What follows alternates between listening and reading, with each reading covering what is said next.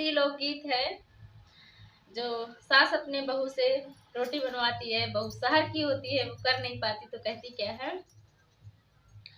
मिली है ऐसु सास दया केहू के ना होवे, हाँ केहू के ना होवे, मिली है ऐसी सास दया केहू के ना होवे, हाँ केहू के ना होवे, रोज रोज हमसे रोटी बनवावे हो, रोटी बनवावे हो, रोटी बनवावे,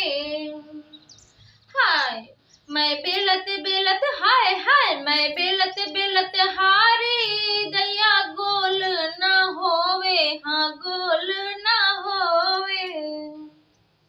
मिली है ऐसी सास दया केहू के ना होवे, हाँ केहू के ना होवे, केहू के ना होवे, हाँ केहू के ना होवे, हाँ केहू के ना होवे,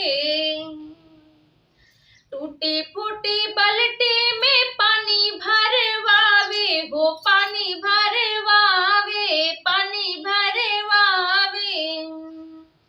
हाय मैं खींचत खींचत, हाय हाय मैं खींचत खींचत हारे दया एको बूंद ना आवे,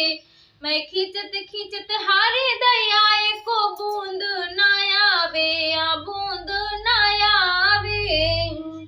मिली है ऐसी सास दया केहू के ना होवे, हाँ केहू के ना होवे,